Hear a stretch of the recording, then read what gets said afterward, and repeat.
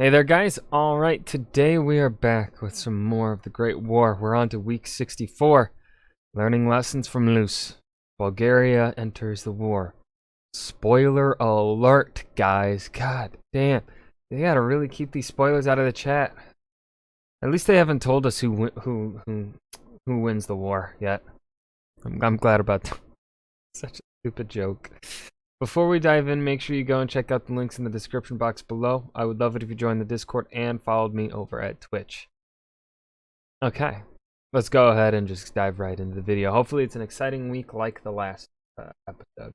As we've seen over the past 15 months, the war has grown ever larger as new countries join the fight. You'd think that they may be deterred by the death toll of millions of young men, but you'd be wrong. You'd be especially wrong this week, as this week, Bulgaria joins the war. Woo! I'm Indy Nidell. Welcome to the Great War. Last week, a combined Austro-German force, almost 400,000 strong, invaded Serbia from the north and occupied Belgrade October 9th.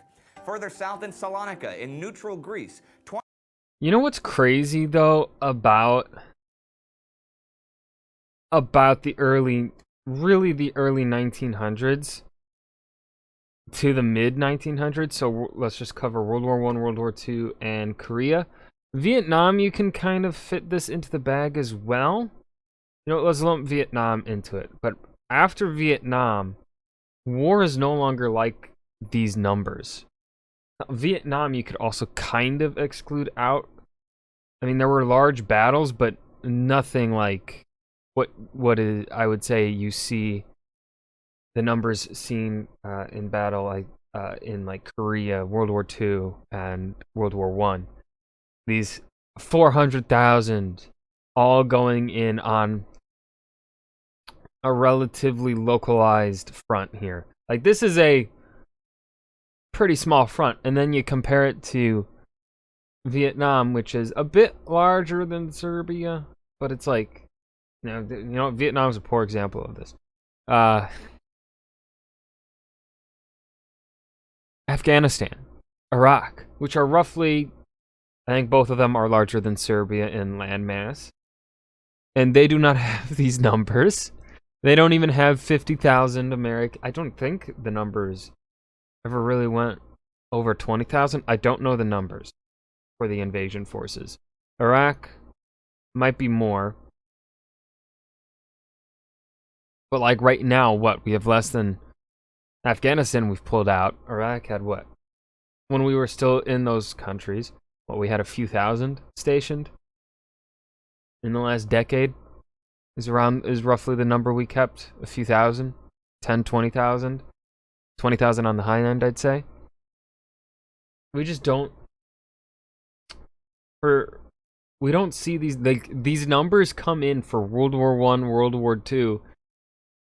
Like these mass mobilization numbers that have never been before seen, and then they disappear again. We don't fight wars right now, unless because the big boys aren't fighting each other quite yet.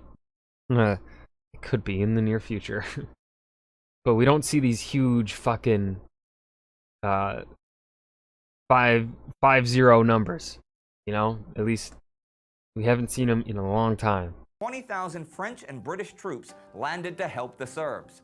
On the Western Front, the battles at Loos, Artois, and Champagne, British and French offensives, entered their second week. And over on the Eastern Front, the Russians had begun new offensives in the Dvinsk region after the months of German advances had finally been halted. Here's what came next. Well, I already mentioned that Bulgaria joins the war, so I'll start with that. Now, I realize that to those of you who regularly follow our channel, Bulgaria's declaration of war is a bit of an anticlimax, since last month we talked about the deal Bulgaria made with the Central Powers that she would declare war on Serbia within 30 days.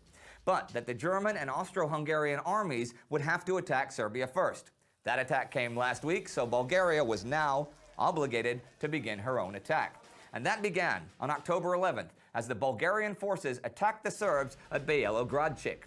They did not officially declare war on Serbia until the 14th. Within 48 hours of that, both Great Britain and France had declared war on Bulgaria. The Serbs were in pretty dire straits since around 400,000 Austro-German troops had just hit them from the north and captured Belgrade, which was partly destroyed this week. It's just amazing that it took Bulgaria entering the war for them to really seal the fate of Serbia. Like, that is just Austria-Hungary. What the fuck? You should have been able to handle that tiny country on your own. Like, Serbia put up a hell of a fight. A far better fight than a country of its size perhaps should have put up. Right? Like, we can acknowledge that, but also acknowledge the fact that Austria-Hungary should not have struggled this much. Their military should have been more capable of handling such a nation so much smaller than them. Especially a nation that they have worked pretty hard at trying to paint as the bad guy. And largely, I would say probably the Austrian propaganda probably failed on the interior there. God. Serbia had appealed to neutral Greece for help, but the Greeks refused the appeal. See, those two countries had a treaty together from 1913 that said if either one was attacked by two or more powers, the other one would help out. But the Greeks said no, that treaty is for purely Balkan aggression, and this was a European war.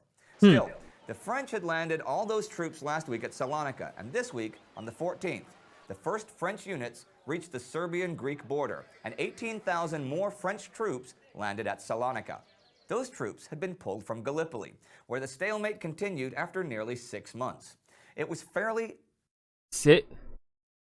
We've been in Gallipoli for 6 months already? God, time is weird when you're watching these, like, twice a week. Obvious that without Allied help, Serbia would fall. But things were also grim at Gallipoli. The Ottoman forces could look down from the heights with total control of the situation. But General Sir Ian Hamilton refused to accept defeat or evacuation. But on October 14th, he was replaced by Lieutenant General Sir Charles Monro. When Monro visited Gallipoli, he was appalled. The tactical and logistical situations there were a nightmare. He recommended a quick evacuation, but Lord Kitchener, British Secretary of State for War, was hesitant. See, he didn't want to cause any sort of negative reaction in the Muslim parts of the British Empire, because evacuation would be admitting a humiliating defeat by the Turks, and so the men stayed. There were issues in the British... Why would this affect... Is it because much of the Islamic parts of Britain are staunchly against the Turkish government? Like, they mentioned this and then they didn't expand upon it. This is like our first time hearing, I think, British colonial Islamic holdings, the proper way to say that, have a problem with Turkey or something. High command elsewhere this week as well, over on the Western Front, where the battle at Loos had been raging for the past 2 weeks. That battle, a British offensive, officially drew to a close October 14th, with the British taking just under 60,000 casualties. The Germans took only around 26,000 though, and British commander John French seemed to be losing support. On October 9th, General Sir Douglas Haig told Richard Haldane, the former British Secretary of State for War, that it was French's mishandling of his reserves that had lost the Battle of Loos, and the next day told General Henry Rawlinson that he could no longer be loyal to French. But you know, historians may often consider Loos to be a failure because it did not achieve a breakthrough. But the British High Command did learn a few valuable lessons. For the first time, a creeping barrage was successful, and the troops could take maximum advantage of the suppression fire provided by a creeping barrage, which is when you have a curtain of artillery fire just ahead of the advancing infantry, which would constantly creep forward, just ahead of the troops. Creeping barrages weren't seriously deployed until later in the war, though as far as I know, the first one was in the Balkan War in 1913, when Bulgaria tried the tactic during the siege of Adrianople. But you could see at Loos on a small scale how effective they could be. One costly lesson for the... So the British are finally learning their lessons from failure? Are the generals finally, learning from their failings? Oh my goodness. This is a brand new thing. It's brand new to World War I. Whoa. The British, though, was that their artillery shells just were not cutting the German barbed wire defenses. Well, that's and the not wire good. cutters provided to the troops were too light to cut it. It was also obvious that the British still did not have sufficient artillery to back up the infantry. The tactics at Loos were, in fact, a variation of a very old tactic, the wave attack, where each battalion or each unit had 3 separate lines, one behind the other. When the first line got pinned down or exhausted, the second and third lines would pass through the first and continue the assault. Now, back in the Napoleonic era, these lines were very stiff and precise, but here they were more like blobs. One unit at Loos, the 9th Scottish Division, used the wave very effectively and battered the Germans just like waves hitting the beach. The German frontline trenches were overwhelmed. The problem, as you may imagine, is that you need to keep a certain distance between the lines so you don't bunch up and become a huge target for enemy artillery. And while the 9th Scottish may have succeeded, other units were less successful, such as the 12th Sherwood Foresters, who went over the top at 11 a.m. September 27th. When they were met with heavy artillery and rifle fire, they grew disorganized and mixed with other battalions and suffered heavy casualties. I love the fighting that's happening Disorganized right here. and mixed with other battalions and suffered heavy casualties. The French were also suffering heavy casualties at their own ongoing offensive, the Second Battle of Champagne, which had begun the same time as Loos back on September 25th. Here's what I think is an interesting side note I found about Champagne. Now, the French Foreign Legion was waiting to go into action in Champagne. It included the American poet Alan Seeger and the 19-year-old American volunteer Edmond Genet, the great-grandson of Citizen Genet, who was sent by revolutionary France to America in 1792 as its representative. The Legion's brigadier was Mussorgsky, cousin descendant of the famous Russian composer of Pictures at an Exhibition. The Legion, 500 strong, had gone into action September 28th at the battle for Navarin Farm, east of Rheims. More than 300 of them were killed. Seeger and Genet both survived. I just thought that was a kind of a good story. Another interesting thing I found that hasn't really fit anywhere so far is this, from the story of the Great War. The French method of aerial maneuvering is interesting as well as effective. The air squadrons operate in the following manner. 10 machines rise 6,000 feet along the enemy's line. 10 others rise 9,000. Any enemy attempts to pass are attacked from both above and below. And here are a few British notes to round out the week. The Armenian genocide was discussed in the House of Lords this week, with 800,000 reported killed since May. On October We're already up to 800,000 for the Armenians? 9th, British forces captured Wambiagas in Cameroon, and October 13th, the heaviest Zeppelin bombing raid on London of the war so far happened. 5 Zeppelins dropped 189 bombs, killing 71 civilians. And we come to the end of yet another week. The men at Gallipoli still remaining, waiting for God knows how many more desperate battles. The Battle of Loos coming to an end, with the British losing more than twice as many men as the Germans. The French still fighting at Champagne, where they were losing even more men than the British were at Loos. Greece refusing to come to Serbia's aid, even as Bulgaria declared war. Yep, yet another country joined the war. Bulgaria wanted land, and the Central Powers promised it. Men would die, we know that. I mean, all major powers who joined the war had lost hundreds of thousands of men. Did Bulgaria think it would be any different?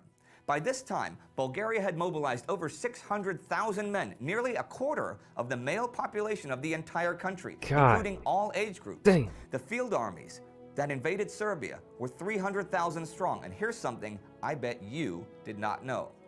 Bulgaria would eventually mobilize 1.2 million men to fight in this war, and the entire population of Bulgaria in 1915 was just under 4.3 million people. Oh. So Bulgaria would send well over a quarter of its entire population to war, which was the highest percentage of mobilization of any country in the First World War. Madness. Now you might be a little Yet, curious we'll let him finish. what Bulgaria's background to the First World War was. You can check out our special episode about that right here. Our Patreon. Okay. All right. So, hold on.